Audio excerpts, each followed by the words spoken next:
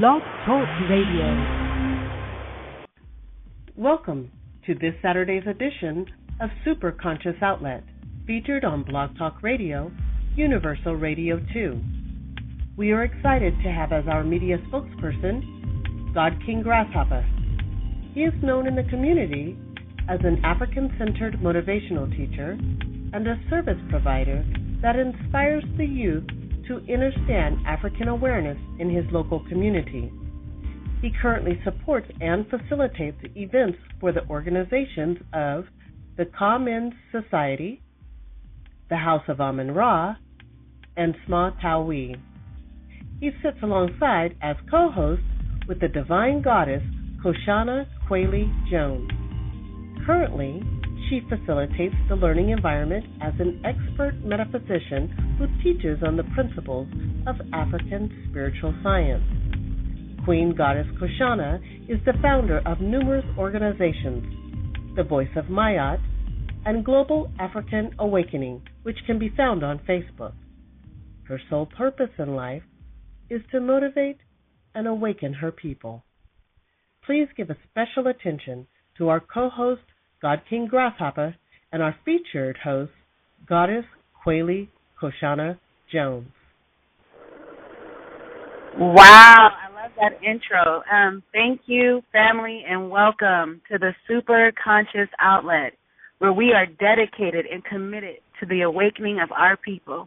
I am your host, Koshana Kweli, and I'm joined today by my amazing co-host, God King Grasshopper. God King Grasshopper, are you with us? Yes, I am, and hotep to all the listeners, the Super Conscious Outlet family. I'm definitely excited about this dialogue that's going to be taking place with Baba Phil Valentine L. Looking forward to it. Ashe, and so am I.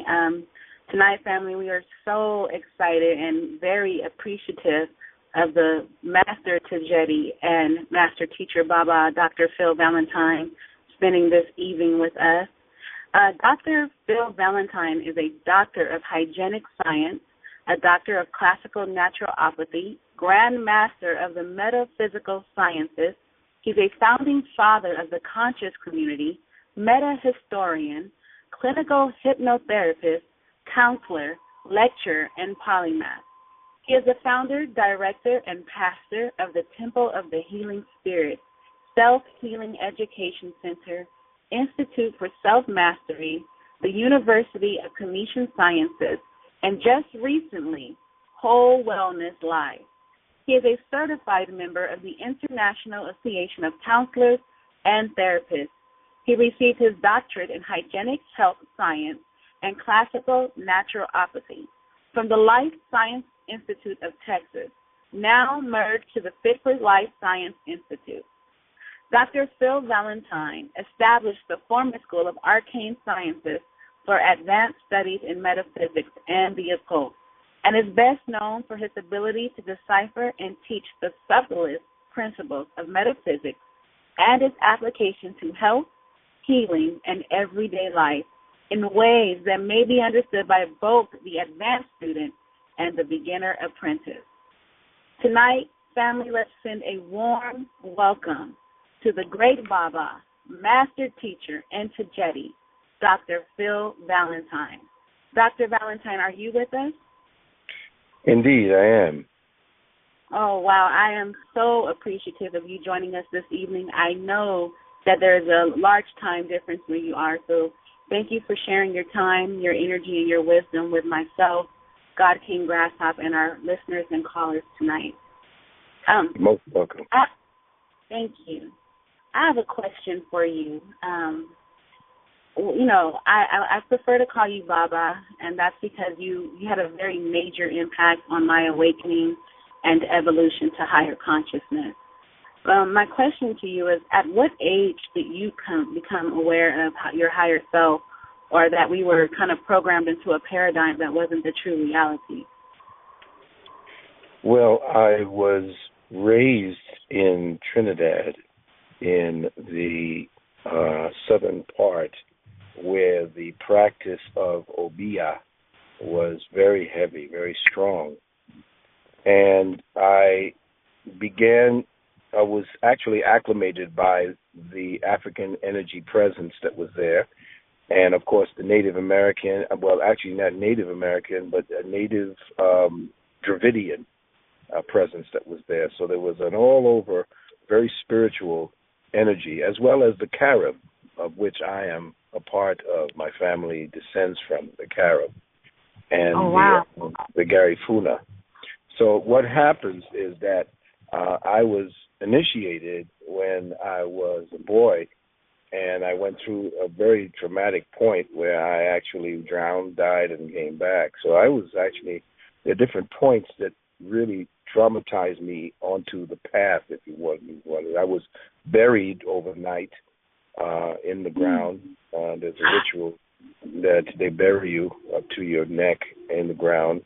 Of course, the elders were around me at that point. They never really did that to a child, but they said that it was part of, they demanded of me that my spirit needed at that time.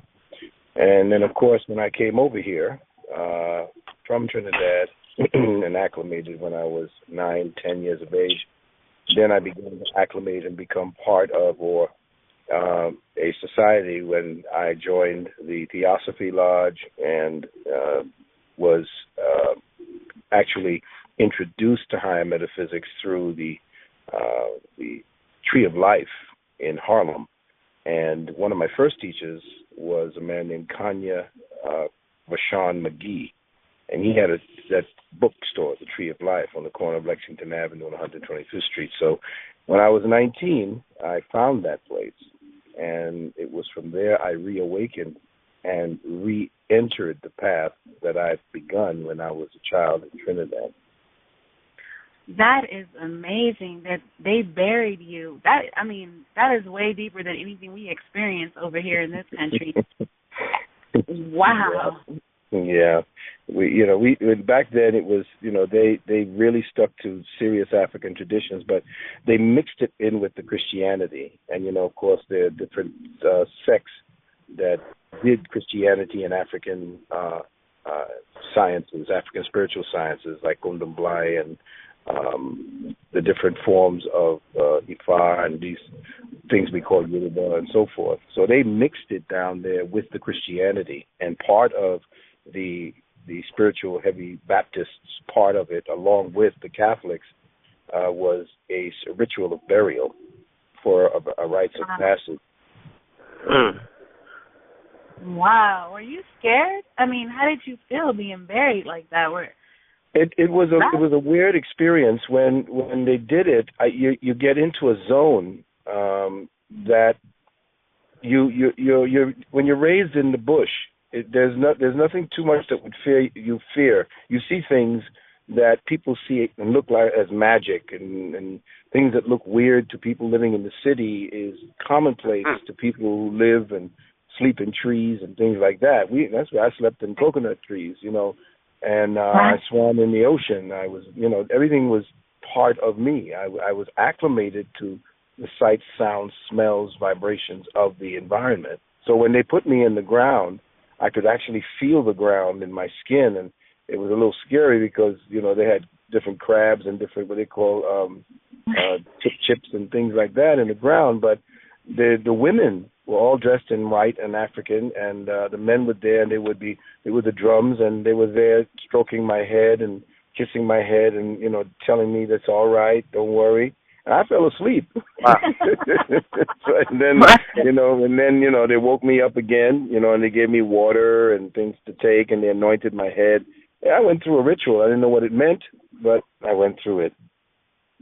And it was all the way up to my neck chin. Yeah. Mhm. That is a profound rites of passage. I thought that my awakening was dramatic, but wow. Nothing was more dramatic than drowning and coming back. That was more dramatic. When you drowned, Baba, did you experience anything on the other side? People say, "Oh, I see a light." What did you experience? It was the only thing I could remember was seeing the light of on the surface of the waters becoming darker as I was sinking, And I remember that, and then the last thing I remember as I came back, because it seems to be almost a snapshot at the moment that my spirit re-entered my body, because all the other time it was me hovering over the small hut that my grandparents lived in and hearing my grandmother asking, "Where is that boy?" And then I'm looking at the trees and I'm saying, "Oh, this is, interesting. This is great. I can go wherever I wanted to go. I was there." And it was like, I want to be there. I was there. I was all over the place. And then all of a sudden there was this feeling of choking while I was at that point. And it was like things began to close, like somebody dimmed the lights. And the next thing I know, I was bent over the side of a boat, and the excruciating pain in my nose because of the salt and everything that I had imbibed. And it was the most excruciating pain. And I was actually wishing that I was back in the sky there, because there was no feeling, no pain. It was just great. I could say, be there, and I was there. But then the feeling of, the everything draining from me, the mucus and blood and everything was coming out of me itself. And that was an experience itself. So I guess at points in my life, I've gone through different kinds of initiations that I really didn't look at it as initiations. It just seemed to me that these were things that, accidents of fate. Right. Do you think that because you went through those initiations is the reason why you're able to tap in so deeply? My queen is here with me, Dr. Nalani, and she said to remind you of how it was found. It was a Dravidian young boy, a young man. Couldn't have been, based upon my memory, he couldn't have been any more than 17 or 18. He knew how to swim the currents, and he's the one who went down and got me and brought me up and slung me over the boat. Yeah, slung me over the boat. And, remember them hitting my back and, trying to get my mouth to open and the whole 9 yards. And it was an experience in itself. I didn't hear the last question. I'm sorry. What was that again? Oh, no. I was just asking because of, do you think that you're so deep in higher consciousness at levels that many people aren't able to reach yet because they haven't really had anything dramatic enough to wake them up to know that there's another paradigm that we're existing in and that we're more than the physical body. Do you think because of your initiations being so dramatic at such a young age that you're able to tap in so deeply and get the information you receive? Perhaps, because I remember another time that it was another near-death experience when I was vaccinated while there in the West Indies, and my lungs seemed to shut down. And I was there for a night. I couldn't breathe. I was actually heaving, really fighting to breathe. And I remember my grandmother putting the hot candle wax on my chest with certain bush to get me to do that. And that was a harrowing experience right after I had a very, very serious reaction to vaccinations. And so that was another thing. So I guess what happens is trauma tends to shift and create what they call alters.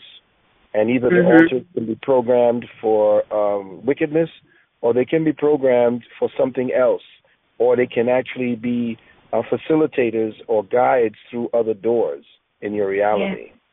Yeah.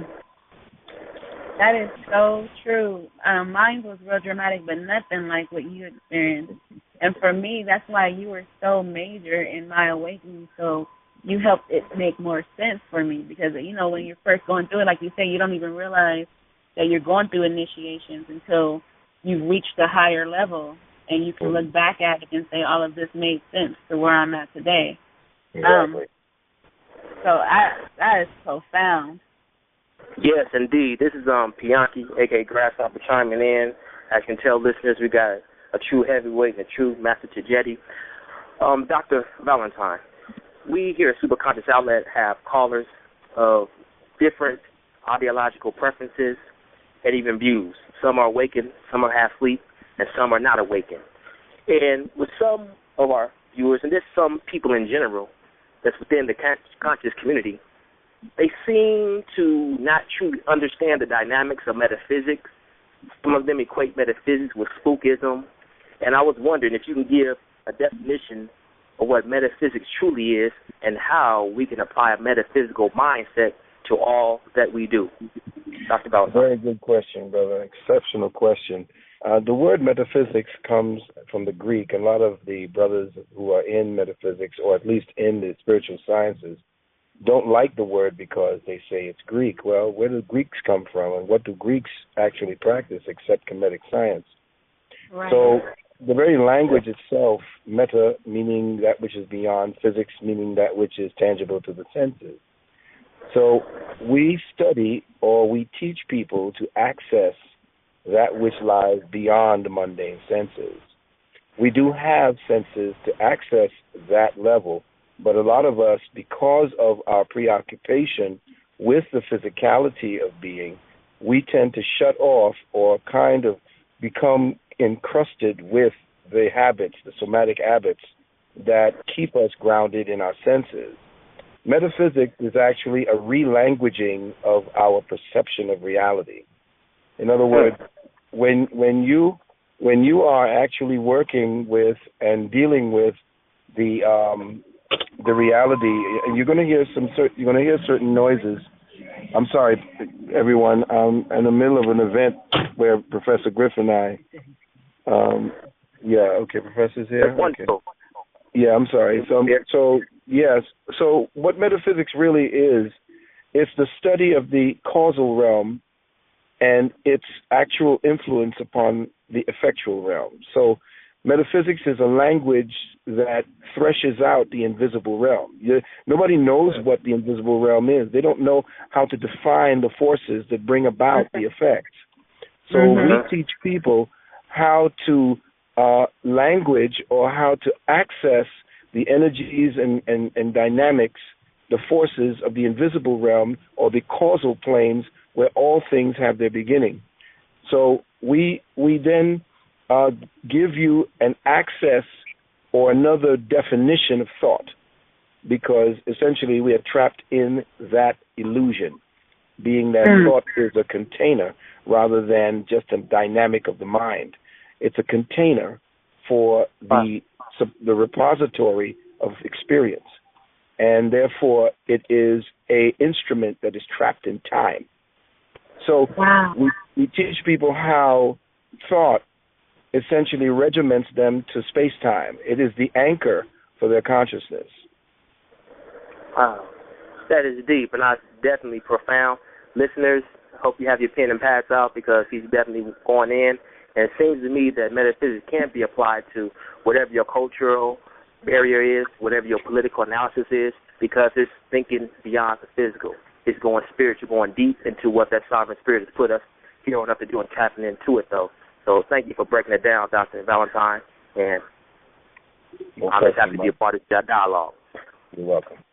Baba, I have a really big question for you, because, in the community, in our community, we deal with, the revolutionary, the revolution. Are we going to do it a physical revolution? Is it going to be a mental revolution or a spiritual revolution? In your opinion, is there going to be a revolution, and will it be a conscious revolution or a physical revolution, or both? Well, if you take the R off of the revolution, you have evolution, and therein lies what revolution really is. It is an evolutionary process, and we're not talking evolutionary from ape to man. We're not talking about that. The evolution or the revolution, and R is the Hebrew word for resh, which means the head or the spirit, ruach.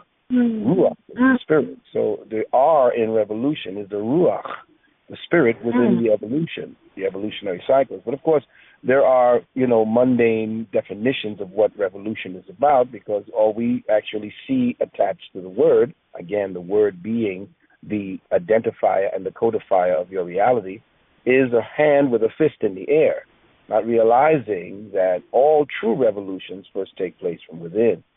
And if you don't evolve, revolve, or find another axis around which to revolve, then you're not evolving, because essentially we are caught in the axis of space-time, and people who know the science of space-time, people who understand and overstand how space-time works and how it can be a codified form of illusions, and then get you to accept that illusion, then when you understand how that language of the invisible realm works, you can change the sentence.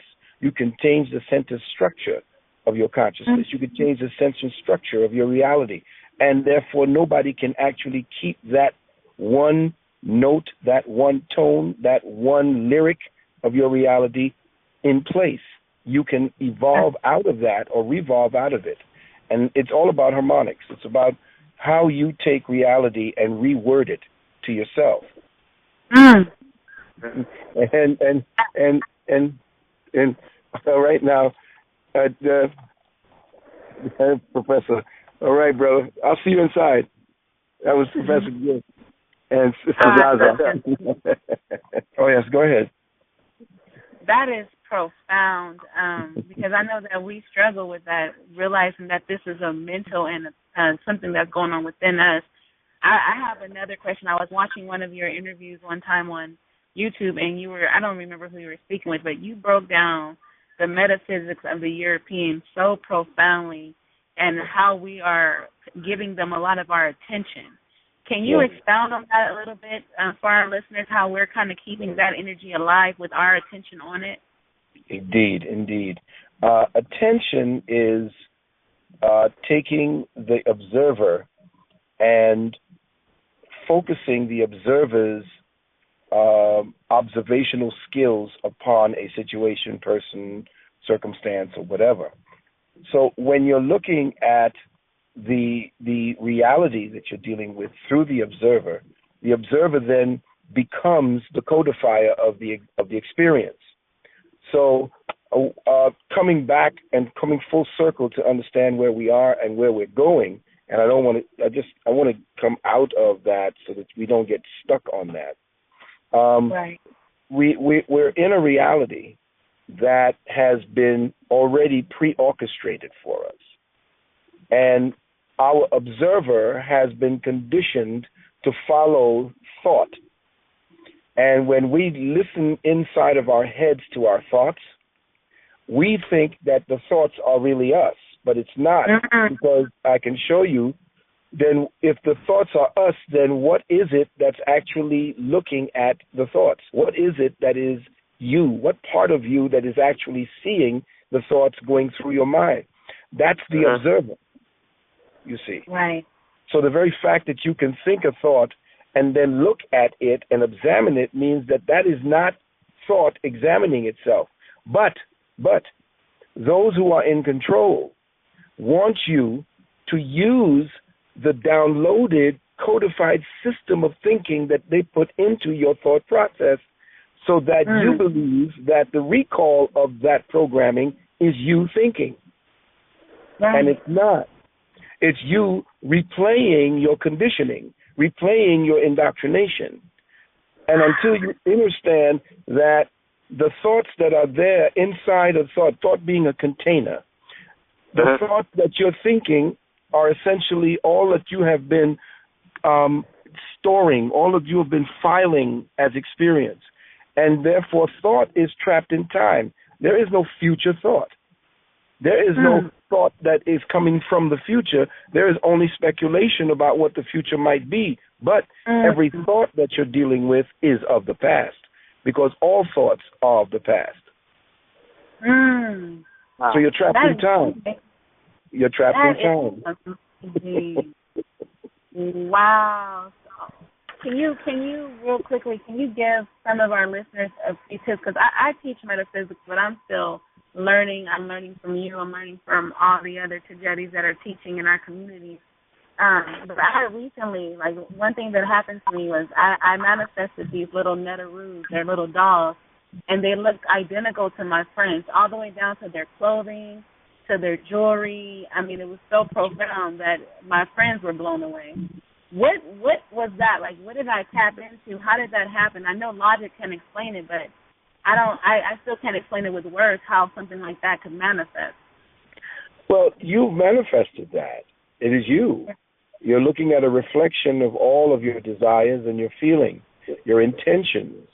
Everything that manifests around you is based upon intentions that are either conscious, unconscious, or subconscious or unconscious.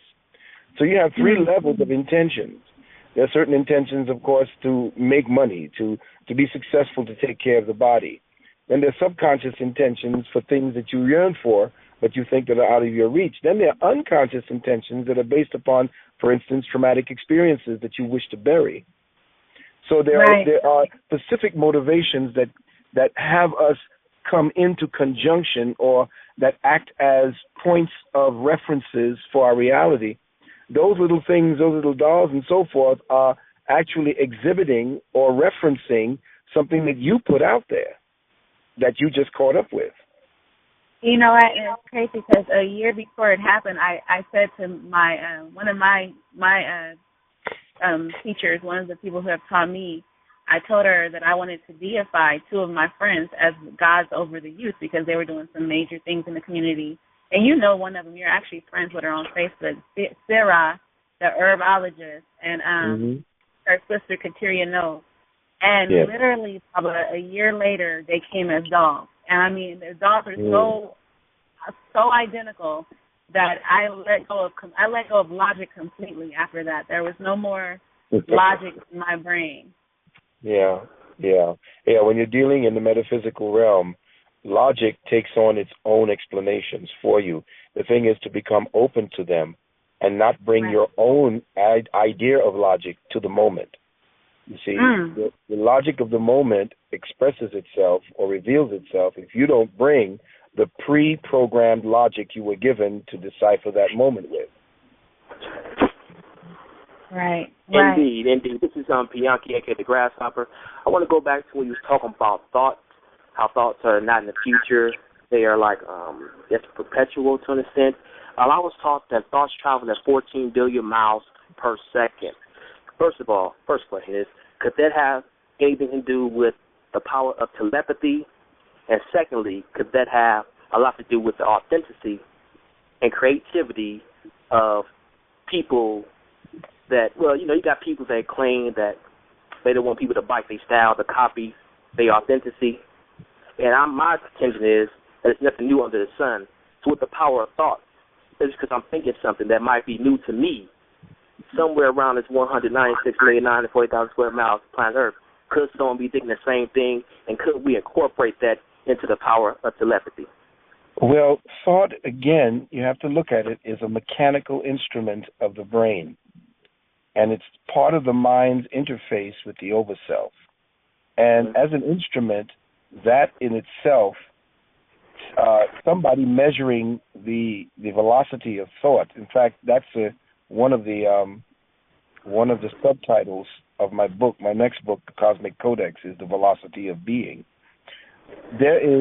We deal with thought. We try to marginalize energy by giving it a space-time reference by speed, height, breadth, depth. Anytime you begin to deal with measurement, then you deal with limitation. So when they tell you that thought has a specific velocity and a specific travel time from one point to the next, that shows that those people who are using thought at the very fundamental levels, because they're essentially just, what they've done with thought is use thought as their own lockdowns. By giving it a distance in time, they've locked themselves into that reality, not realizing that you are the creator of your reality. Now, if you were to start speaking about thought not having any interaction between space and time, that you are the isness of being, that all things represent the isness of being, not the was or the will be of being. Because if you talk about distance, anytime you start talking about distance, you start talking about time. So therefore, you are strapped in thought. If you're going to tell me that thought travels a certain speed and distance, then you're showing me the limitations of your own thinking. So the presence of the Creator is everywhere, and it is in what we call the isness of being. So therefore, if you want to travel from one space to another, then just the intention to be in that space bridges space and time. You are there. I got you. Yeah, I got you. It's here. It's in us. It's here. It's no time, no distance. It just is. I dig it. I say. I love that because you make the rules. Like, really understanding that you're creating it at all times. There are no other limitations, but the limitations you place on it. That is amazing.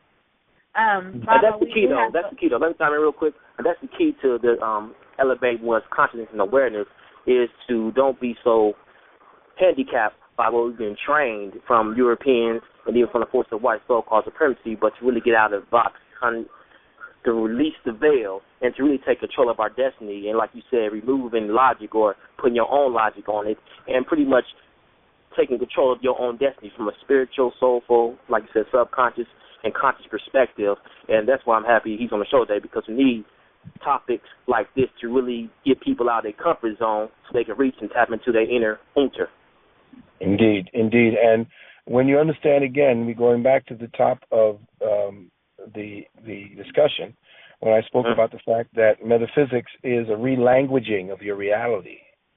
To listen to how the words have formed the brackets in your limitations, in your sentence.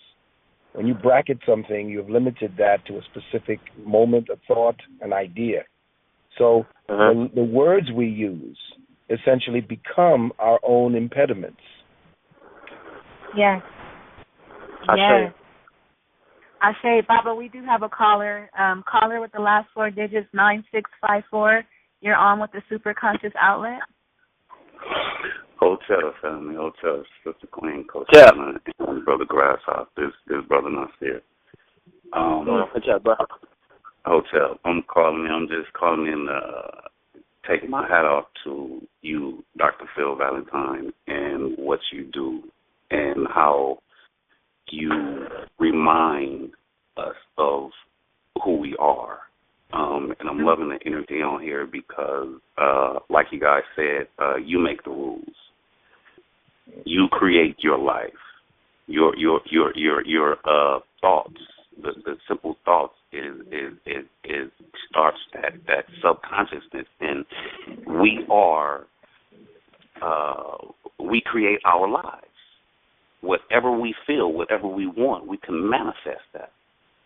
This is what they took us away from. This is what our ancestors, this is how our ancestors did everything that they've done. They manifested, they created. And the society now, it you can see it as when we're kids. And kids be daydreaming or whatever, and what their parents say, stop daydreaming. That's what we do. That's how we manifest. And like you said, Sister Queen Goddess Koshana, you didn't know how something happened, but that's how it happened because you manifested that. I'm loving everything that's going on. Phil Valentine, I love you, brother. I love you, and I'm going to keep following you. And I thank you for everything you reminded me of. And I thank you for everything you continue to remind our people of. This is a beautiful show. I love everybody. Thank you. We love you, brother. Much love to you, too, beloved. Indeed. We have another caller with the last four digits, 2454. You're on Superconscious Outlet. Hotep, everybody. Hotep. Sister Kashana, Brother Grasshopper, Dr. Valentine. It's a true pleasure to be on the show this evening and hear this light being shined, especially from Dr. Valentine. True reminder in my reality. You not only in actuality, you are a part of my reality. I never forget the first time I heard one of your lectures. I believe it was the Tree of Life. And I was sitting there like, man, this brother is deep. I want to be just like him. Went to sleep, had a dream that I was doing that same lecture, woke up the next day. No disrespect to you, brother. I was like, wait a minute. Why in the fuck do I want to be just like him when I could be the one that laid the next brick down for what he just gave me? Right. And right there, that's most of our problem is people in the world today. We get hooked on a person's ideology and don't want to grow beyond that. And I take it to like Masonry says, brother, king, doctor, teacher, stick out your cup, because I'm tilting my crown to fill it up, because like they say in Masonry, if I give it to you, I want it back. And you definitely gave me some light that was a necessary key to me getting to where I am. Without you being out there doing what you're doing, I never would have figured out things that I know now. And I greatly appreciate everything that you've done for me, our people, and for the light. Thanks, the love of light. You're most welcome, brother. Ashe, brother. Ashe. Thanks for calling in. Dr. Valentine, I have a question for you. The last two callers definitely admired you as being one of the great teachers of our time. If you were to have an aspiring scholar who came up to you and asked you to train him or her on how to be whether metaphysician, historian, spiritual healer, what would be some of the things, the fundamentals, or what would be some of the gifts you would share with them in helping them reach their highest potential as a highly melanated being in this physical expression of living? Well, I would first and foremost recommend that they join our university online, where I teach live. And in what we're presently now enrolling for the late session of Metaphysical Psychology 1, MetPsych 1. And they can reach, if I may, with your permission, give the telephone number. That's 800-847-1291. Again, 800-847-1291. And just leave your name. Please speak clearly. Give your number twice, because sometimes people's number, their voices drop out. We don't get it. But we are dealing with enrollment, and anybody who mentions this show, the late fee will be waived. And they can go up online right now as well and go to UKSNOW. Again, U as in United, K as in King, S as in Science, NOW, the word now, .org. And when the page opens, they can click the courses link and scroll down to where it says Metaphysical Psychology and read the small blurb we have there. And then afterwards, if they feel they wish to go forward with registration, they can return to the home page, and towards the left-hand corner, there are the words Enroll Now. If they click the words Enroll Now, a page will open up for them to sign up their information. And once they've submitted it, they'll get a call from our administrative staff, most likely Brittany, and she will call and give you instructions on how to proceed to join us for next class. And then once you have joined and made your deposit, we will send you the first class, because it's been recorded as well as stored in the form of a PowerPoint and a MP3 vocal presentation. Wow. Baba, we have another caller for you. Caller with the last four digits, 1450. You're on with the Superconscious Outlet, and our guest speaker, Dr. Phil Valentine. Hello, you guys. This is Jay Allen. What's going on, Brother Jay? Allen. Hey, how you guys doing? All right. Dr. Phil Valentine, I had a question for you. I have just two questions real quick for you. During meditation, when the melatonin is secreted from the pineal gland, is there a way to actually tell, like, can you specifically tell when that is happening? And does it actually cure disease and things of that nature? Well, what it does is it begins to release anti-stress energies, hormones. Okay. And the first thing that you feel when you know the rush is coming on, because I raise Kundalini to the sixth chakra, and what happens is there is this feeling of melting away from all of the tensions that your anticipation and appetites have created. Because all your appetites for success, your appetites for food, for sex, there is a tensor that is attached to these appetites that keep your body in a state of complete tension constantly. And certain parts of your organs are constantly feeding those tensors. And it's like secreting adrenaline to do something, but the adrenaline stays in the system and poisons the system. If the adrenaline isn't sweated out by way of running or fighting for your life, then it stays in and it becomes a toxin. Well, that's the same thing with thoughts that motivate bodies or parts of your body to create these tensor energies in your nerves, so that when you're trying to relax, the best thing for meditation, and again, most people use meditation in the incorrect way. Meditation is not to start from someplace and arrive in another. Again, it goes back to when we deal with certain things, like we chant for meditation. You don't chant to get into a space of meditation, because all you're doing is making your brain dull by repetition. And repetition dulls the mind. So what you do is, the problem is that when we are meditating, we're trying to suppress. And in suppression, we create conflict within ourselves. We say, I don't want that thought, or there's this thought there, or did I turn the stove off, or my feet are itching, my nose is scratched, I need to scratch my nose. All these different things are actually causing you to want to suppress all of what you think is bothering your state of meditation, or you're arriving at meditation. When meditation is essentially just sitting still and then becoming part of the observer's experience.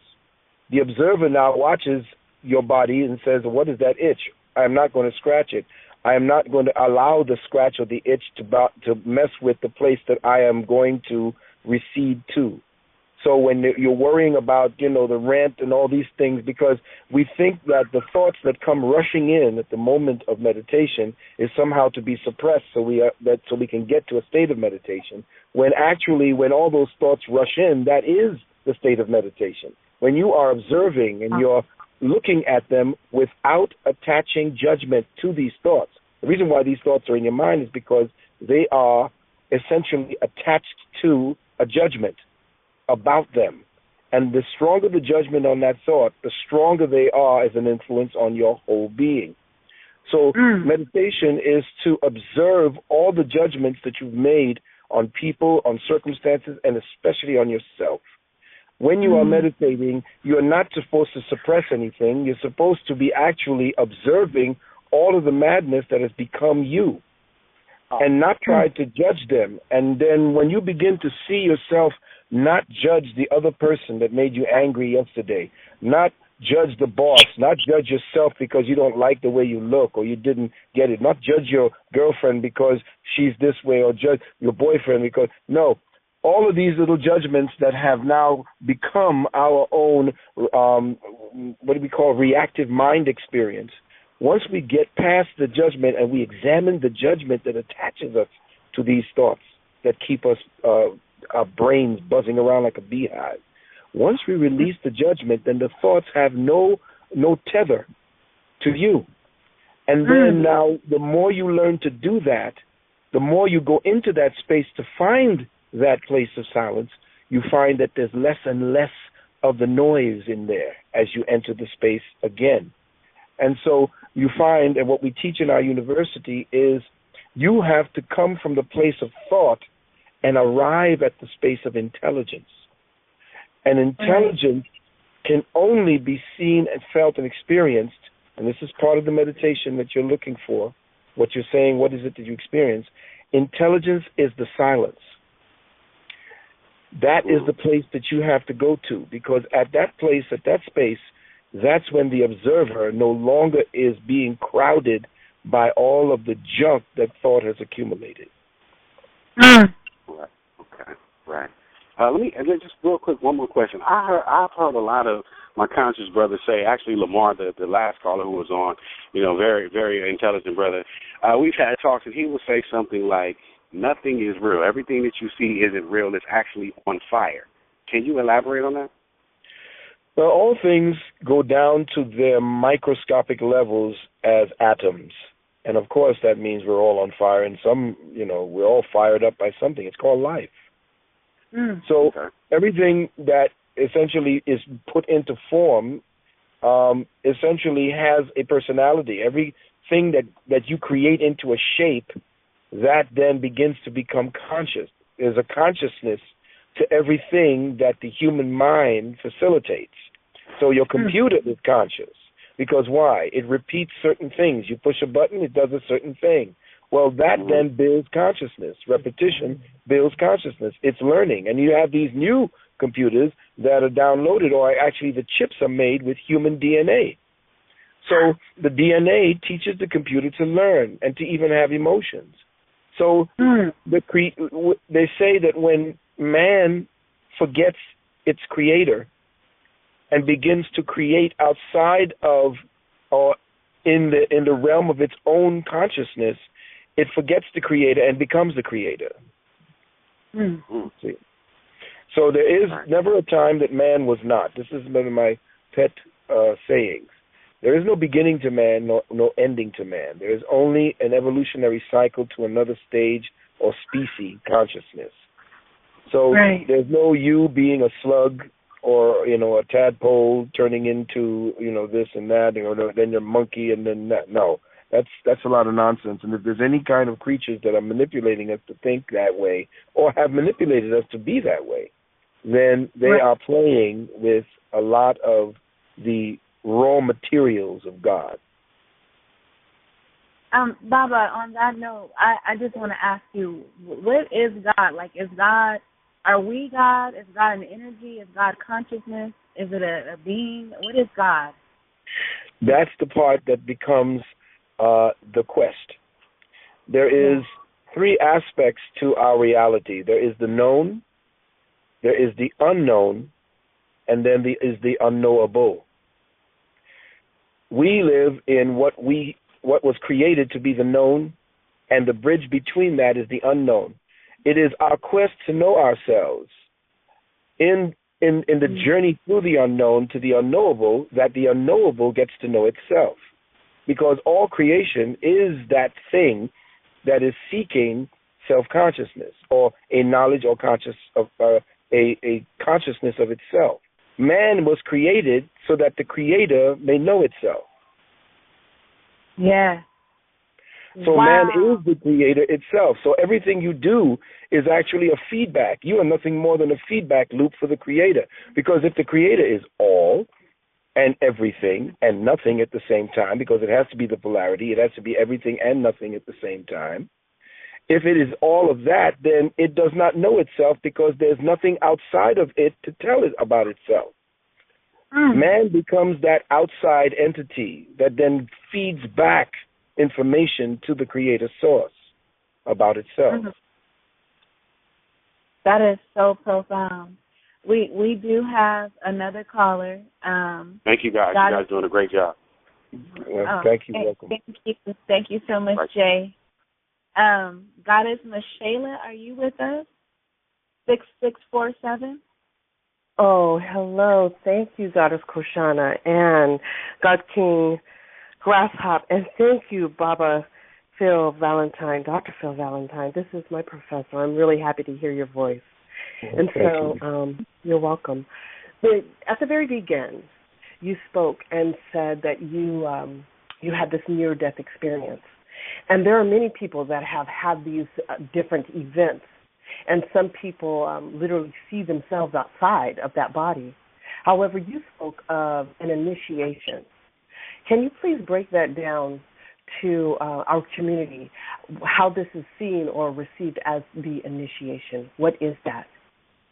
Well, initiations are thresholds that are crossed and realities that awakened, either forcefully or gradually.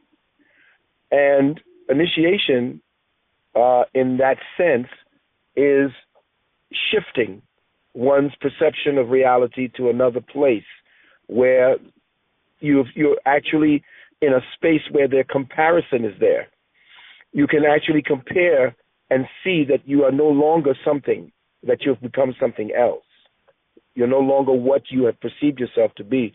You became something else. And a lot of brothers and sisters who have been studying my work since I started back in the early 1980s have said that in that they have seen the shift. They've felt it.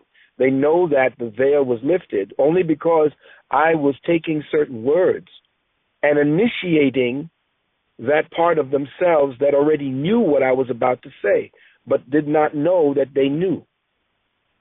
So a lot of times it's to convince people, listen, this is what you really know and who you really are. So the hardest part is to initiate people who have been entrenched in dogma of religion and different types of faithists, where they release logic and reason, or they release their ability to question and adopt a philosophy that regiments them and their thinking to a specific place and therefore their reality. What happens is the initiation is to shake them. For instance, if you are familiar with a body of work by Carlos Castaneda called, he has a series of books, the Tales of Power, Separate Reality, the Yaqui Way of Wisdom, Knowledge. That was my life in the beginning. And I didn't know that. But when I was brought to America, that was a complete shift from what I was raised in. And that in itself became an initiation for me. So the death was an initiation, but it was an initiation within a reality that I had grown accustomed to. It was the burial was an initiation within a reality, but to shift me or to give me certain reference points within that reality. When I went completely away from that, from the bush, from the sand under my feet, from the ocean around my body, and the trees and the breeze, the smells, the climbing the coconut tree, getting a coconut and drinking the water in the morning, all of that was gone.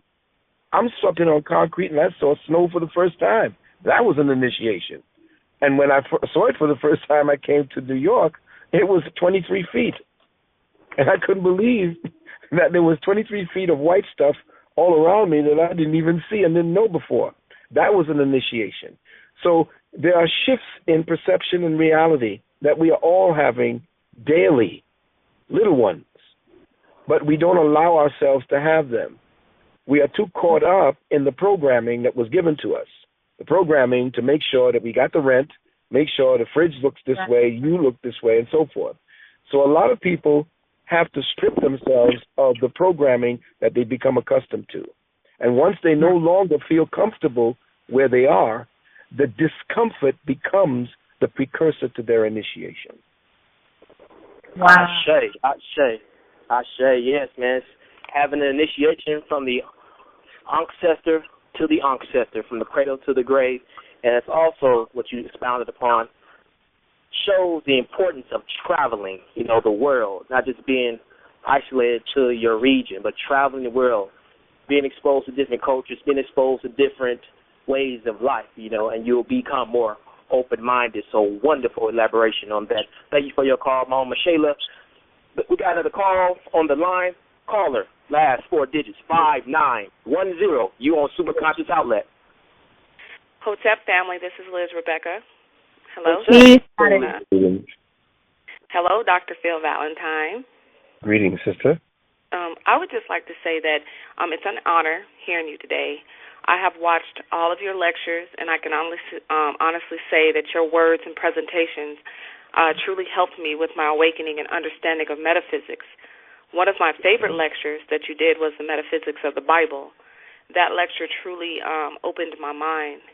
I always knew that the answers were within me. I just didn't trust my own answers due to my self-doubt, and that's due to me following religion. For religion will have us, in my opinion, doubting ourselves and believing in everything else. But, however, metaphysics has helped me overstand me and my answers more, and I would just like to thank you for all that you do, Dr. Phil Valentine. Give thanks, beloved. Very, very nice. Very sweet of you. It's good to hear that, sometimes back in the days before we began to know about whether or not we were reaching out or affecting anything, whether our words were actually touching the hearts and minds of people, we didn't know. And from the time we started in the early 80s to this point now, it's been a glorious feeling of accomplishment that we feel we still haven't done enough, because when you're on this journey, on this path, and you're accosted every day with a lot of the adversities and the madness, you think, well, what was it all for? But then listening to you, beloved, and the brothers and sisters here, and yourselves, the host and hostess, it shows that the work did not go in vain, and that, if, as the ancestors say, once I close my eyes, if I open them again, what would I find? And, and that means when I come back as a child through you, how am I greater than I was before? And that's the secret to what you do. And I say this to you all of you all. I'm being called now to speak on the podium after Brother Professor Griff. I want to tell each one of you all that as teachers, and this is, I see and feel your heart, both of you all of you all who have called in. And the beauty of it is that when you reach out to your fellow man and woman, you must know that if you have been given that assignment, and it's not an assignment given by any authority in the flesh, the assignment comes from within. And that assignment is the most brutal disciplinarian. And you can ignore it and go and do something else. But if you have been called, if your assignment from the fact that you came here with a signature programming on your soul to do the work of helping to uplift your family, helping to uplift your people, and you don't do it, you will suffer. But here's the secret. You must make the student greater than yourself. The secret to bringing yourself into this work is to make the student become greater than the master. Anyone is using their knowledge and their mastery of the word to keep you in a servitude manner, in a cult-like condition and circumstance, to keep you worshiping their presence, to keep you looking at them as the only light and not within, then that person is actually pimping your energies. That person is a succubus, incubus, he or she is a parasite. The true master does not, the true master, the true teacher, the true master teacher is there to make sure that the next generation is greater than the last, and that they are giving the torch so that whatever it is they have done to this point to exhaust all of their knowledge, exhaust everything, so that if I was to come through to take on the body again, what have I left them with? So that when they took that particular ball or that torch, how far did they take it? So that when I come back through them, where have they taken what I have left them? So if you want to make them ignorant and follow you, then you have stopped the process of evolution, revolution, ascension, enlightenment. To make the next child and make the next generation greater than yourself is the work. And to do everything you can to uplift your brother, sister, and to make sure that that torch never goes out, to keep it burning strong. And when it's hands off, you are completely exhausted of everything because you gave everything. And that's the secret. Woo! That is profound. I give so much thanks for you and salute to you for all that you're doing for us. You have changed my reality, and just from talking to you right now, I feel shifted. I don't know if you have to go or if you have time for two more callers, but there's people begging me. I will take two quick calls. We'll take two quick calls because they're calling me to come and speak. So if you could give two quick calls and unless without narratives, the question is, then I will definitely do it. Thank you so much. First, we're going to take our first caller with the last four, 6551. You are on with our Baba, Dr. Phil Valentine. Hotep, my people, this is Martin Brown. Dr. Valentine, I want to salute you, brother. You have definitely, your work is not in vain. I would say that. Everyone that called in before me, Sister Liz, Brother Nasir, Brother Lamar, we all run a tight circle. Me and Brother Lamar, everybody kind of somewhat look to us, but we got our foundation and our start from you. That tree of life awakened a whole lot of us. So if you come back, brother, we're going to step up what you left us with, because the whole way to continue. Everything that you just broke down is everything that we talk about. You never want to keep people under you. Let them rise up. Give thanks. Give thanks. And I know that you got to go, brother, so I just want to say, Ashe, keep doing what you're doing, brother. I'm with you. Look out for me and Brother Lamar. We on our way. Hotel, Brother Valentine. Much love to you and Brother Lamar. Much love. Peace. Okay, we have one more caller, and we are going to let our wonderful Baba Tajedi master teacher go because I know he has another engagement. But, Baba, before you get off and we take this caller, I want you to say one more time how they can reach you and how they can get involved with the university because that's profound. And I want to tell you, I thank you for doing Hidden Colors 1, 2, and 3. Everything that you've done has been amazing. Caller with the last 4214. You are on with Baba Phil Valentine, and please make it quick because the Baba does have to go. Greetings, family. Greetings, Dr. Valentine. Greetings. I wanted to read something to you that I wrote February 20th of this year, and it simply states, and I posted it in the group that I'm in on Facebook. And it simply states, pay attention, people. We all carry with us a mental blueprint, a picture of ourselves. It has been built up from our own beliefs about ourselves, but most of these beliefs about ourselves have unconsciously been formed from our past experience, our successes and failures, our humiliations, our triumphs, and the way that other people have related to us, especially in early childhood. From all of these, we have mentally construct self, a picture of self. Once an idea or a belief about ourselves goes into this picture, it becomes true. As far as we are personally concerned, we do not question its validity, but we proceed to act upon as if it was true. And the reason why I wrote that was because, I come out of meditation, and it just kind of correlates. I have studied your work. I'm actually the creator of this show. I pass it on to the younger ones so they can do, because I have other things that I need to do. And I just want to tell you that I commend you. And just from reading that, do you think I'm on the right path? Because I consider myself to be extremely conscious. That's why the show is titled Super Conscious Outlet. Well, yes, you're on the path. There's no doubt about it. There's a lot more. That's why I say I would invite you all to come to our university so that you can get an idea of what it is that we're dealing with. Just keep expounding on what it is that you said. I think the second or third sentence, you were on the track.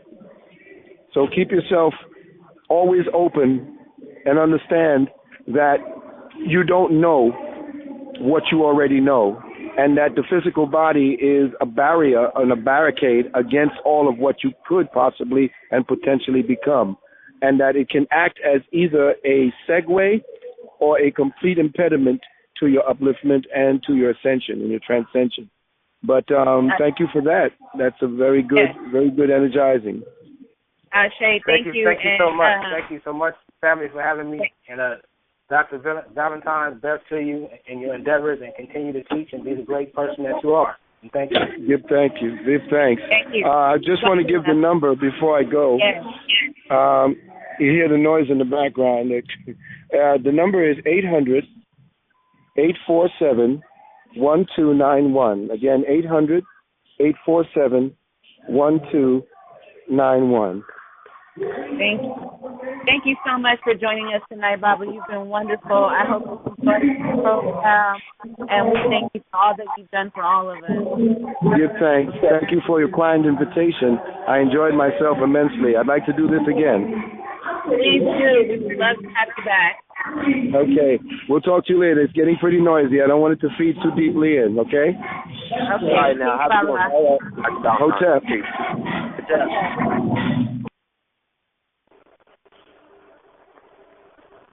Well, family, we are going to go on our break. We just had the most amazing interview with the great Dr. Baba Phil Valentine. If you do want to continue to call in and share your thoughts about the interview, share your thoughts about Hidden Colors 3, Hidden Colors 2, or Hidden Colors 1, you're more than welcome. Right now I am completely elevated by the conversation So tune in. We'll be right back. We're going to take a few minutes break, and we'll be right back. Ashe. All right, family.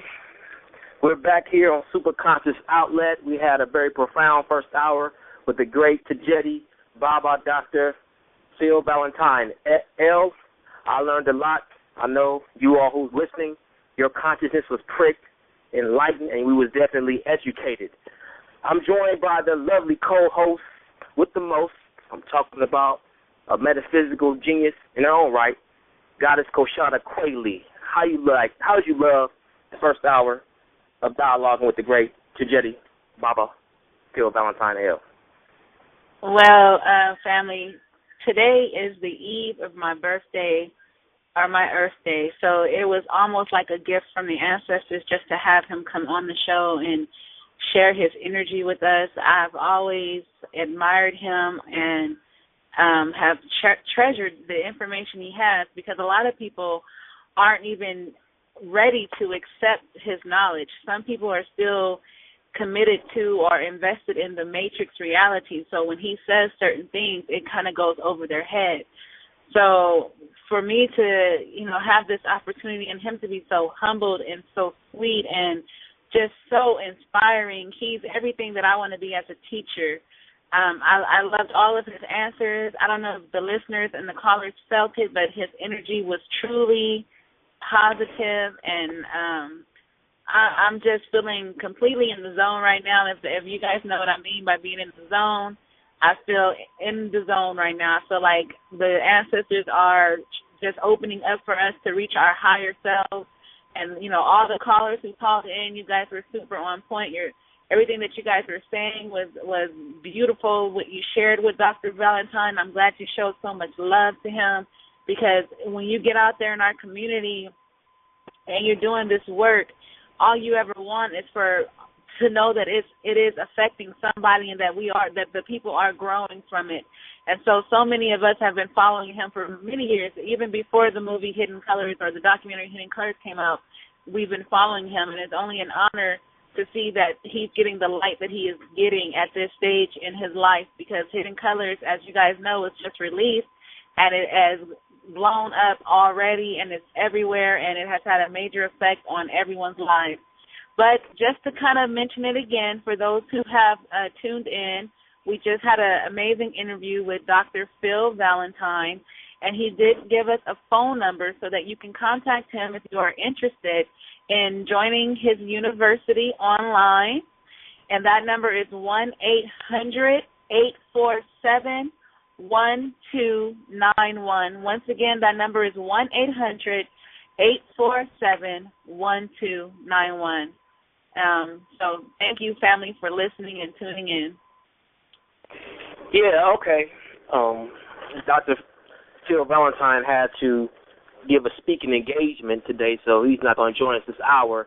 But I still want to piggyback on some of the things he said as far as the up-and-coming scholars, who want to really enlighten and help and emancipate the minds of our people. He said that we need to, first of all, put in the work, first of all, study, and most importantly, we need to get a protege. My Jagna Baba KB is so fond of teaching me that a true master teacher will teach his student or her student the ways and allow a vacant spot for his or her student to not just fill that vacant spot, but to take that vacant spot beyond. And that's what Dr. Valentine L. was talking about.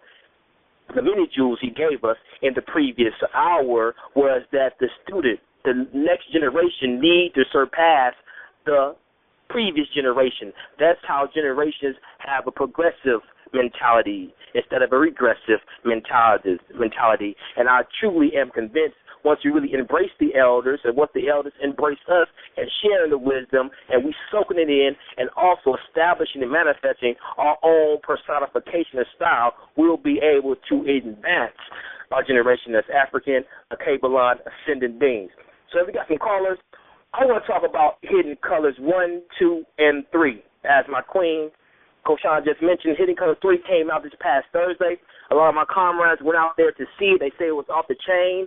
Phil Valentine dropped some bombs. You know, you had Dick Gregory, Paul Moody, Nas was a part of it. Dr. Umar Abdullah Johnson, Dr. Frances Cress Welsing. She was back for part 3. She wasn't in part 2, but she was back in part 3, and there was some other new participants, some new scholars that was a part of it. My comrade who went and seen it. So, Queen, Koshana, Quayle, you really have seen both Hidden Colors 1 and 2. I want to talk about Phil Valentine's part in the Hidden Color legendary documentary. As you mentioned earlier, that some people might not be ready for his teaching. He might be going too far down the Pacific Ocean, that's going deep, and they might not really understand the quality of his teachings. But if you really look at Hidden Colors, when he's teaching, he was extremely on point, and it shows the versatility in his teaching ability that he can go real deep. He can go real in depth from a metaphysical perspective, but when you look at Hidden Colors, he used simplicity as a tool to get his point across. So I want you to chime in on what did you get from Phil Valentine's part in Hidden Colors 1 and 2.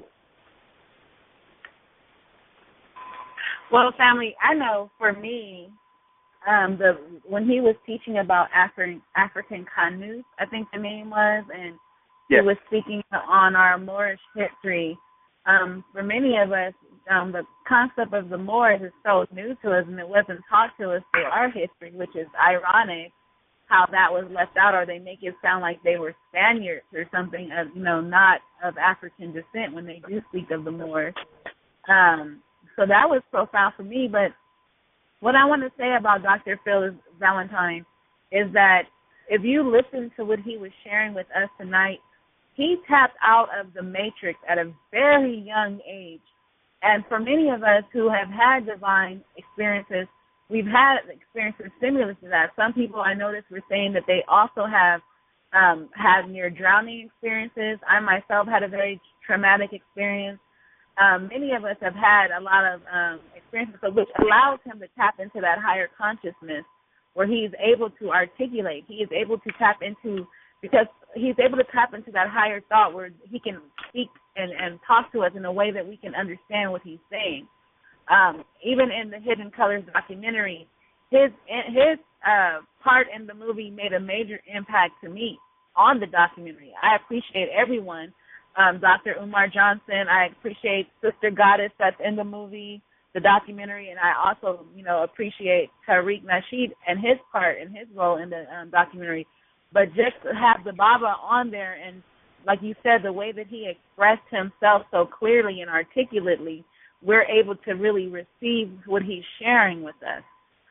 But that still, to me, leads me back to what I said earlier. When he explained his journey to his higher self and to his awareness, he went through some pretty traumatic experiences, which allowed him to tap out of this reality and into the real paradigm that exists around us. So to me, that should, and he said, we'll be going through an initiation almost every day. You're going through an experience that enlightens you and helps you become more aware of the real reality. So for all of our listeners that are listening, understand that, receive that information. You may have gone through something very dramatic in your life. You may have gone through being in prison. You may have gone through an experience where you were abandoned by your family, a near-death experience. For me, I went through foster care. I went through being homeless as a child. So I had traumatic experiences growing up.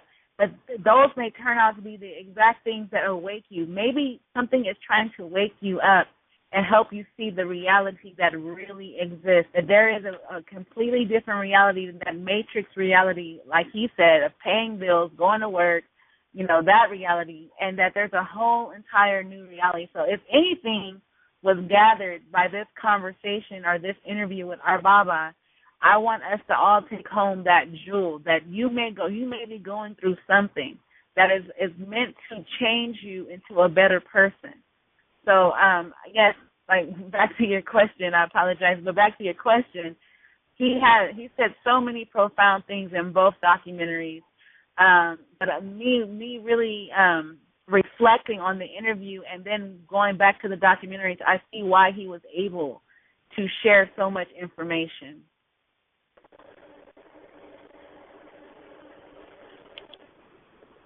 I hope that answered your question. Indeed. Yes, it did.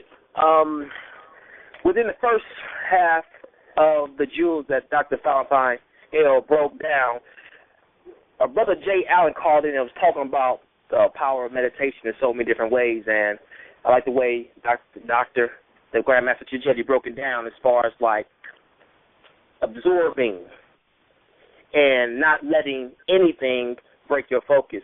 My contention or my knowing has always been when it comes to meditation, whether it's transcendental, whether it's Dogon, whatever form of meditation that one does, I truly am convinced, without a shadow of a doubt, that it's best to do meditation when you are in a place of silence, like Dr. Phil Valentine talked about. Silence is key. When it's silence, when there's no noise around. But also, I also believe in being anchored by the essentials of Ma'at, and one of the major principles of Ma'at is balance. So I am truly convinced that also when you're doing meditation, whether it's mantras or whatever the case may be, you need to have some noise around. It has definitely worked for me. When I finish getting my drive on or exercising, I go into a meditation where I know it's going to be noise around. Because what that does for me, it helps to build my focus. What it does for me is helping to strengthen my concentration, and I don't allow the noise to distract me or take me out of my trance, but I embrace it and use it to my advantage by strengthening my focus, by strengthening my concentration, and strengthening the power of my meditation. So I definitely love the question that Brother Jay Allen posed to the Dr. Phil Valentine, and I love the response that Phil Valentine gave, along with a lot of other things he gave. When it comes to meditation, I'm truly am convinced that balance is the key. Do meditation when there's noise around. It prepares you for life. To kind of chime in on that, one of the things that he also mentioned was basically not fighting the thoughts. And I know for many of us, we've all been taught that when you meditate, you want to quiet your mind, you want to send the thoughts away. Many of us have been taught, you acknowledge your thoughts, but then you focus back on something else. But he said something that was so profound, and I hope everyone caught it. He said when you reach that space, it's reaching to the intelligence, meaning when you get to higher consciousness, it's not about running from the thoughts or fighting the thoughts or even just releasing the thoughts. It's about acknowledging the thought and the vibration that's around those thoughts and whatever judgments you may have about those thoughts. He said the things that you have the most judgment about show up first. So for me, that cleared a lot because I know whenever I do feel like I am in that higher zone, that higher consciousness and that peace, that stillness that we're all searching for when we meditate, I didn't realize that it's me releasing my judgment at that time. It's when I stop judging and trying to figure out things. So many of you guys who are meditators and who are practicing these metaphysical principles, it's good to realize that. Well, the reason why I'm having such a hard time releasing my thoughts is because I'm having a lot of judgment. And quickly, another thing that he touched on was that we don't think in the future. All we can do is kind of guess what the future is. That our thoughts, I can't remember the exact way he phrased it, but to think that our thoughts are projections and that some of our thoughts are not being projected by us.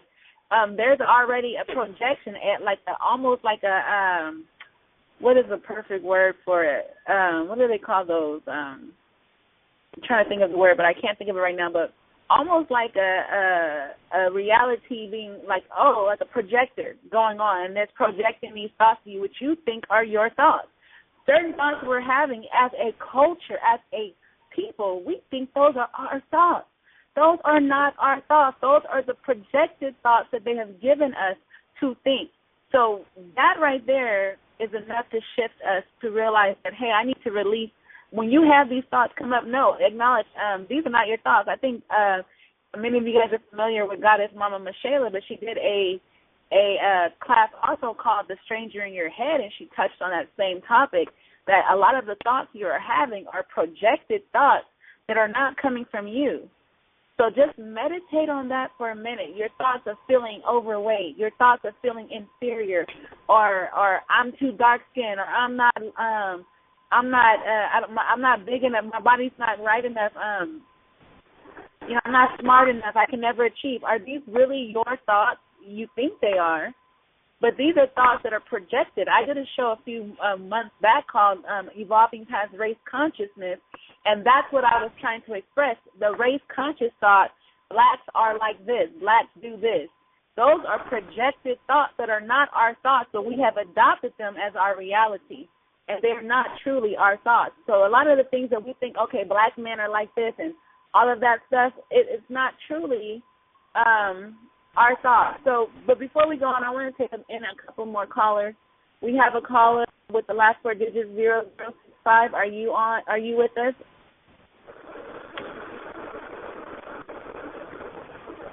Caller with the last four 0065. Are you with us? Okay. Well, we have another caller. I believe that caller hung up. If you'd like, call back. Let's take in Brother Lamar. Brother Lamar, caller with the last four 2454. Are you with us? Yes, I am. Hotep, everybody. Hotep, how are you? I'm good. I just want to congratulate y'all on this beautiful show. This is a phenomenal show that y'all put together this week. Well, every week, wow. But this one is a great one. Thank you very much. Thank you. And go ahead, brother. Y'all kind of cut me short, and I know everybody's time pressed because time was limited with Dr. Valentine, but I wanted to ask the question of what was the archetypal form of man? Or wow. Archetypal form of man, because a lot of people think that this physical image is what man is, and it's not. So right. I just wanted his take on what is the original archetypal form of our being, because a lot of people kind of misconstrue it. Right. Can you expound on that a little bit? Help the listeners understand what you're saying. I would like to hear more about that.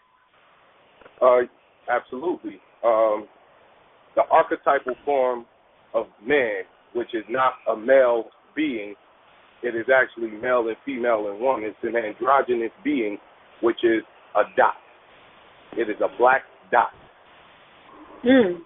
And before there were physical people walking around like we see today, there were black dots floating around, crystals of consciousness walking around.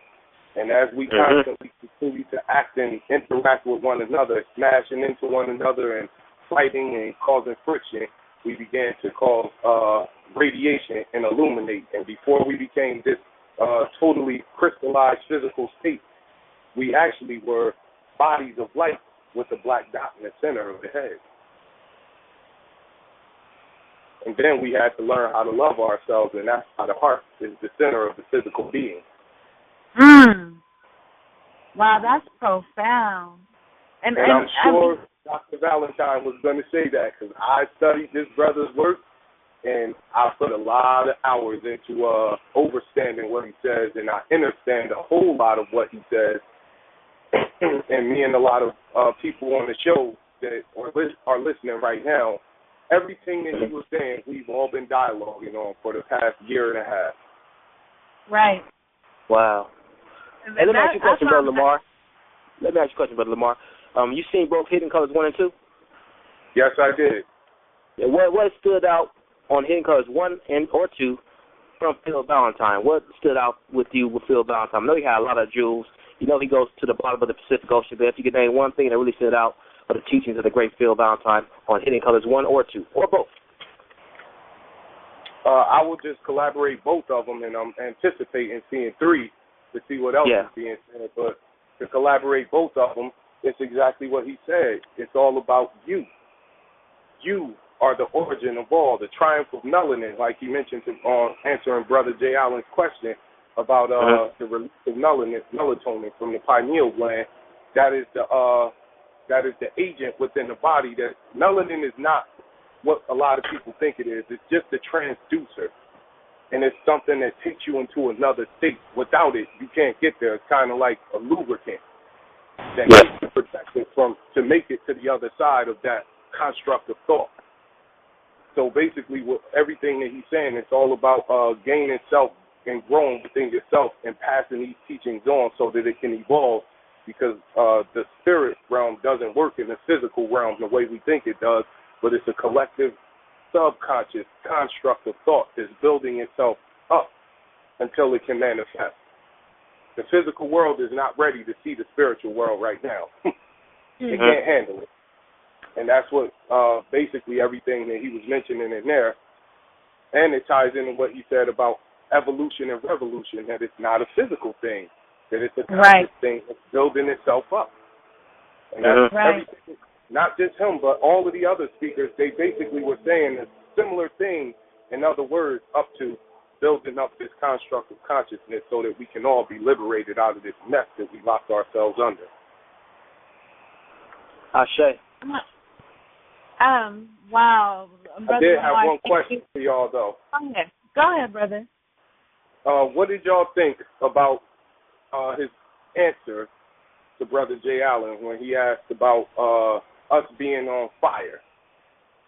Oh, man. I mean, like he said, when he said it, that was an immediate connection to your true reality. When he said everything's on fire, we're alive. We're living. Yeah. We're fire beings. We're alive. Everything in our body is fire. That was amazing. I really, because I have never even thought of it like that. And I don't know, Brother Jay said he was speaking with you about that. So why don't you elaborate a little bit on that a little bit, and then we'll take in our other callers. I want to hear a little bit more on that. Okay. Basically, a lot of people know about hell based on what the Bible tells us hell is. And it tells you that it's a place of eternal separation from God, a place of gnashing of teeth, constant suffering. That's what's happening right here. Everything that happens in hell is happening in the physical world, because once you start seeing everything for its true existing state, you'll see that everything is on fire and that you are in hell and you are liberating yourself out of chaos or out of hell, and you are bringing yourself back into order when you get up out of it. So stop being afraid of going to hell. You're already there. It's where your mental construct is taking you. If you're stuck on worldly ideologies, you're going to be stuck in hell, because there's weights or anchors on your consciousness that stop you from ascending up out of it. So that is Keep on. Okay, the physical world is hell, period. On a metaphysical level. And the word I wanted to ask this too with him. The word metaphysics relates back to Mother Nature, and Mother Nature is Metu. Yeah. It's explaining the feminine principle of the masculine principle that the external world is locked down under. The feminine principle explains the masculine principle. And she is potential energy and extracts all of our possibilities of potential within ourselves. Right. That's all I wanted to say. I don't want to take up too much more time. Hey, man. And you know what you was doing? You talking about fire. You was spitting that fire just now, man. So thank you very much for, giving us that personal wisdom. You dig what I'm saying? Hotep, love and light. Love and light. Love and light. Blessed love. I'll say. We have another caller calling in from Skype. V, can you let them in? Are you with us? Blessing, good day. You hearing me? Blessing. Yes, I can hear you. Blessing. Loud and clear. Clear and loud. Yeah, well, I call in from Trinidad down in the Caribbean here. And I just tune in on the thing. I get to hear the ending of Phil, when you was Dr. Phil Valentine, when you giving our deep reasoning there to the INM. Now, concerning, you say, man has always been the same since creation, and it have no end of man, something along those lines, right? But I just last night I was watching one of his lectures named the somatic. I can't remember the exact name of the title, but he's giving a reasoning that your mind does project what he called a morpho genetic field that around your body, what does actually cause your physical structure to form in the shape of a human body. You understand?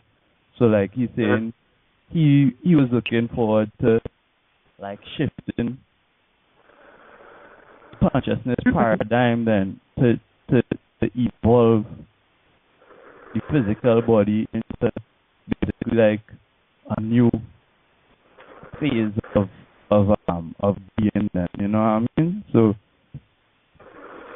I want to know, well, if the body that we in now, then if what he's saying is correct, then at a previous time we had a different, like let me say, a lower consciousness or a higher consciousness, and that would basically make our bodies be formed in a different manner. Then you know what I'm saying. So it's strange because one side they say like it had no evolution, but the man say was the archetypal man. What the archetypal man used to be like, and I think the brethren there is saying about like consciousness crystals moving around and these kind of way and thing. But it makes sense what you were telling me with when you're using your mental powers or the brain cells, then actually giving the instructions to the atoms of how to form and the molecules of how to form into a human body, and that if we achieve a different consciousness, it could actually change our physical body into a different structure. Wondering what the item think about that reasoning.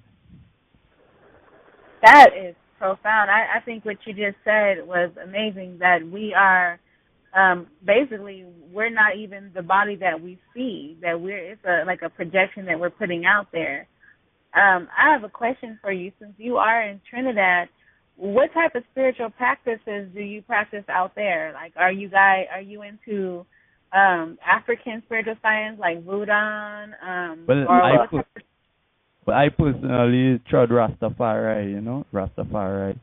Right, Ashe. Right. Yeah, you know, but that. within Rastafari, it have different traditions then, because a lot of Rastafari come from a Christian tradition and a reasoning coming through that line of information, and then now it have Rastafari who see a more ancient continuity within the principles of righteousness and order and balance and these things. Now. So tuning into ones like Phil Valentine, James Small, all the lecturers and them, you know, they really allow you to open your mind and your consciousness towards a greater understanding, you know? Yeah. Yes, thank you. Wonderful. Yeah, man. Thank you for calling in, brother. Yeah, respect for all the works, all they're doing. Yeah, blessed love. Yeah, respect. Bless. Thank you for calling in, Ashe. Bless. And be more. Well, callers and listeners and family and everyone involved in this very momentous moment, I want to thank you guys for tuning in today. I am truly enjoying all of the calls and all of the answers and comments you guys are sharing with us. We do have another caller on queue. Brother J. Allen Greer, are you with us? Hey, what's up, family? I'm back. What's going on? Peace, family. How are you? What's going on, good brother? Great. Yeah, I just wanted to make a quick point real quick. You know, we talked about religion a little bit earlier, and as we all know that we were spiritual people before any type of book was put into our hands. And when we talk about the things that we need for this experience here on Earth, everything that we need is encoded in our DNA. And what I mean by that is just like when you are hungry, you don't need to pick up a book to tell you that you're hungry. Something inside of your DNA is going to tell you, I'm hungry. Just like when you are getting sleepy and it's time to go to bed, your DNA is going to tell you it's time to get some shut-eye. So anything outside of that It's basically just a program. Like I said, everything that we need is within us. So if it's outside of self, then it's not for you. Right. That was an amazing simplistic way. That was an amazing simplistic way to break that down. That if we don't need a book to tell us that we're hungry, we don't need a book to tell us that we're sleepy. So like you said, everything is already encoded in us, so we know everything we ever need to know within ourselves. I'm starting to really, really understand how amazing our experience is here, family. And I hope you guys are really feeling this higher energy also, because becoming truly aware of what we are and how powerful we are, there's no more room for excuses, and there's no more room for complaining. You know what I mean? Because when we go around doing all that, we limit who we truly are, and we get back into that matrix and physical flesh body that we have no power in. Right. Thank you. I mean, if so you even much. look at the word matrix, my tricks, yes. So. Oh, wow. My trick. True. That's powerful, too, right there. I love that. On point. No doubt. Super on point. Thank you so much, Brother Jay. Thank you for calling in.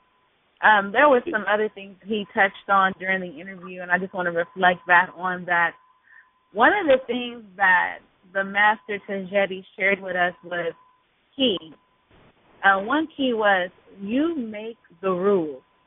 You make the rules. When we asked the question about basically saying how fast thoughts travel and things of that nature, he said don't put any limitation on it. None at all.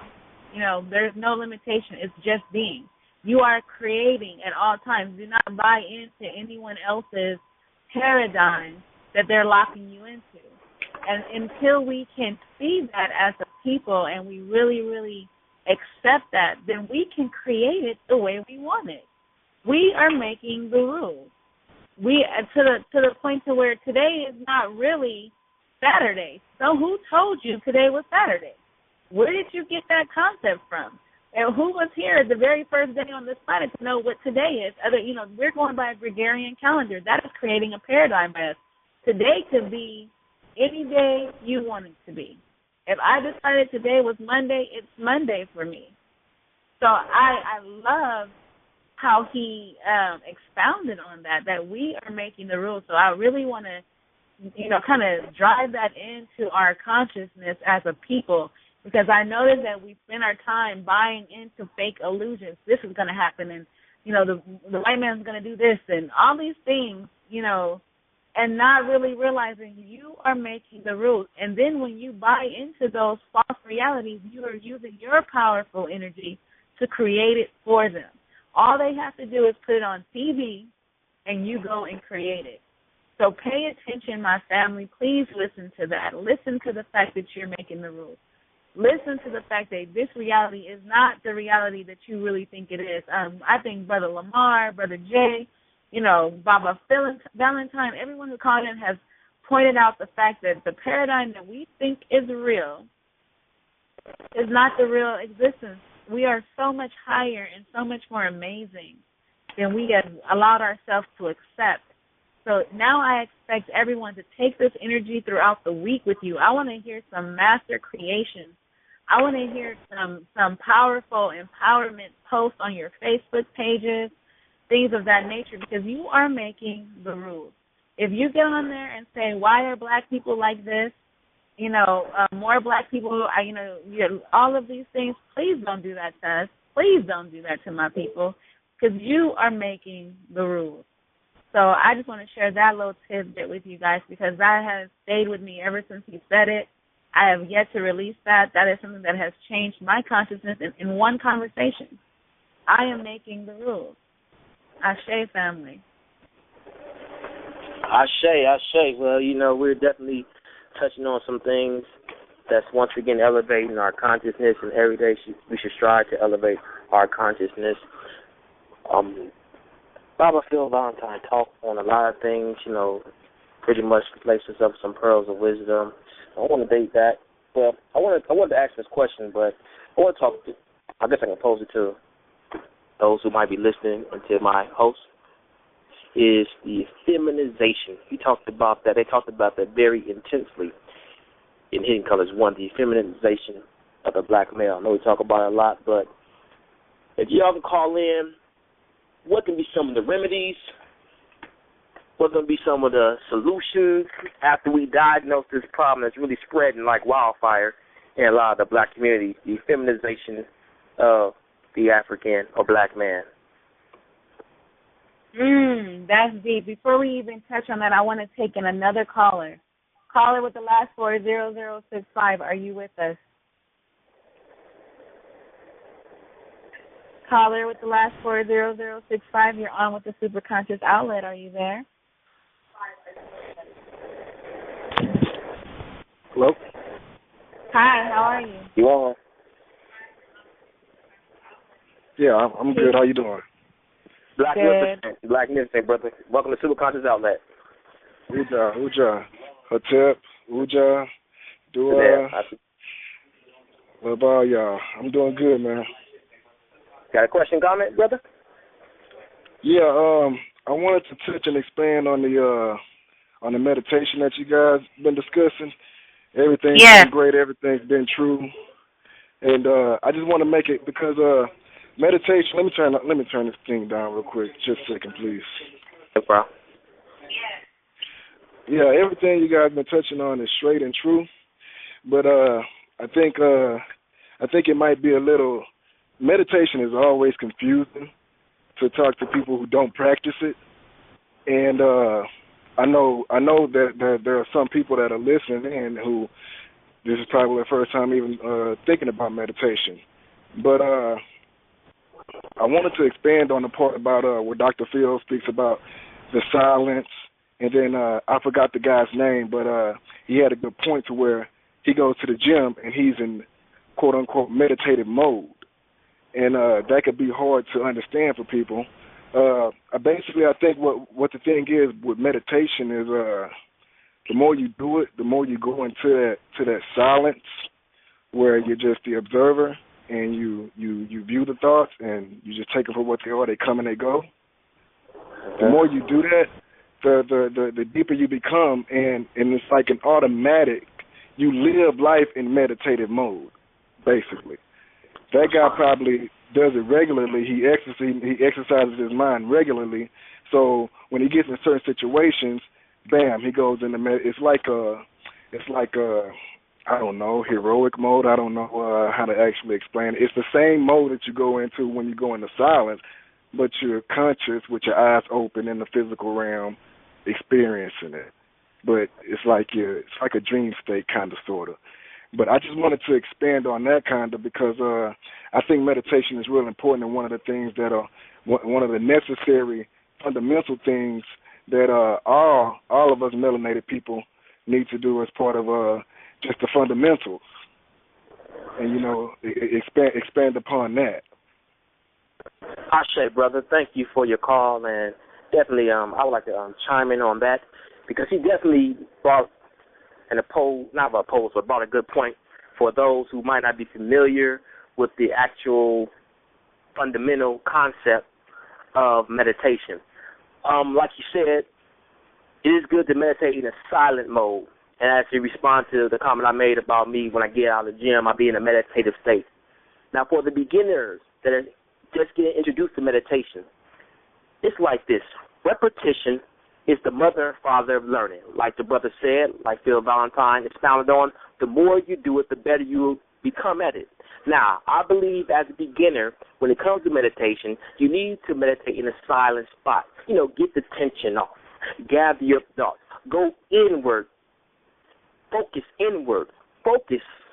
The key to real focus is to keep things, sounds, music that is harmonic in your thoughts, in your mind, without them getting diluted or off or detoured. So the best way to do that is in a silent mode.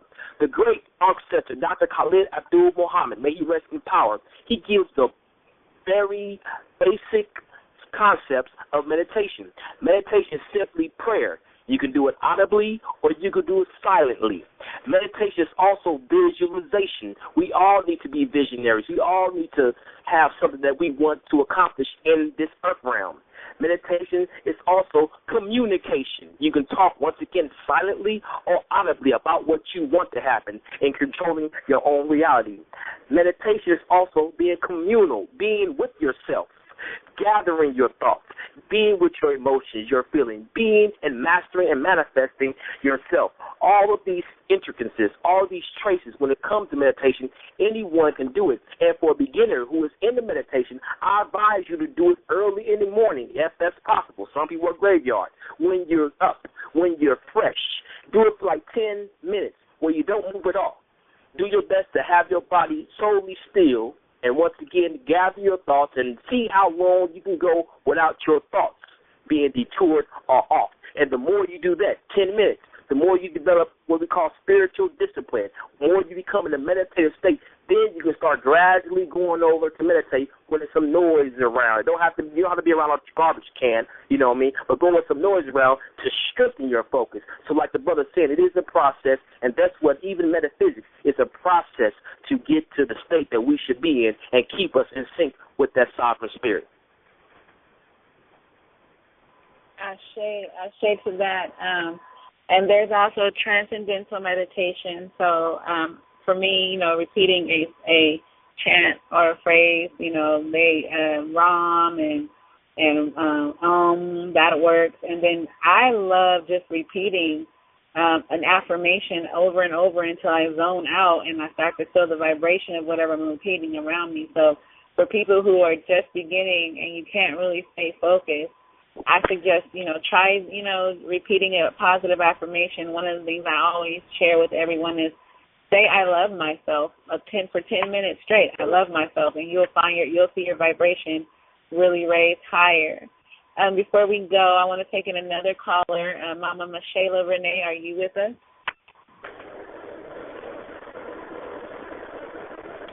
Goddess Mashayla Renee, are you there? Okay, well, when she gets able to chime in, we'll let her back in. But family, I do have a couple amazing announcements for you guys. I'm not sure how many of you know, but Brother God, J. Allen Greer, is doing a 30-day hair challenge. That's right, it's a 30-day hair challenge. You can find this information on Black Sea Light. To find out more, you just need to inbox them. And the way it works is if you are not naturally going natural yet, if there's something that you are still, questioning, do you want to do it or not, Brother Jay says, I challenge you. I challenge you to take a 30-day hair challenge where you go natural and you keep record of it. So if you guys are interested, please inbox him or inbox Black Sea Light on Facebook. And one more thing, family. Next week, if you are available and you're in the LA area, we are having the Black Family Reunion. It's going to be located in Pear Blossom. That's 1 hour north. If you are north of Los Angeles, if you are interested in that, please inbox me at Koshana Jones on Facebook or Goddess Kateria Knows, Kateria spelled Kateria Knows, KNOWS on Facebook, and you will get the rest of the information. And family, we are happy to say Goddess Mashayla Renee is back with us. Goddess, are you there? Yes, I am. Thank you. Really quick. I want to thank both of you. This is an amazing, beautiful form of media that you just keep reaching into the heart, and your voice is directed by spirit, and so and you do have this. They have given this to you. It is the ancestors that give us anything that we have that is always a blessing. And so first off, I wanted to say that. Also, I'm glad that God King Grasshop brought out Hidden Colors 1, 2, and 3. There's a lot of negativity that goes on behind the scenes about different ones that are producing these items. However, please remember, as Goddess Koshana brought out, which I'm glad, you put out that perception of reality, and we have to get the stranger out of our head. And so in doing so, don't grab onto the negativity of what somebody may have done in their past before being awake. Thank them for having the courage to be in the awakened state and have to deal with their past and still move forward to help teach based on the information the ancestors are now delivering to them. And so that's so important so that we don't get stuck at the gatekeeper because we don't know what the gate looks like. And that's really important. So I want to thank beautiful Goddess Koshana and her host, God King Grasshop, for reiterating that for us and to remain positive. Continue to be positive. I thank you, baby. I thank you. Oh, thank you, Mama. Thank you for calling in and sharing your wonderful energy with myself and the rest of the family. One more shout-out, family, before we go. Yes, the great God King Grasshop will be doing a lecture Sunday at Coraz Unity Center in Los Angeles. It will begin at 6 p.m. It will be on the great Baba and ancestor Kwame Ture. Yes, me and him both share the same birthday, so we'll be celebrating his birthday tomorrow. All family, if you're in the greater Los Angeles area, please come out and share that amazing occasion with us. The great God King Grasshopper will be speaking once again at Coraz Unity Center of African Spiritual Science. Address 7825 Southwestern Avenue, Los Angeles, California, 90047. Come on out. We're going to have top-notch hosts. We're going to have poets. We're going to have speakers. We're going to have comedy. So come on out and get some of this good food for thought and nourishment for the soul. And as I like to leave you with a quote from the great Baba, Dr. Phil Valentine, the greatest book on earth is not the Bible, it's not the Quran or the Kabbalah. The greatest book on earth is the book of life, which is you. The soul within is the author, the spirit within is the editor. So you are truly in control of your destiny, both positively and negatively. Be the master of your own destiny. We won't be back next Sunday, y'all. Next Saturday. We will not be back. We won't be on next Saturday. Yep. Ashe. So tune in the following Saturday, family. We'll have another amazing show for you. Thank you to all who called in and everyone who tuned in. Good night. Good night. What's up?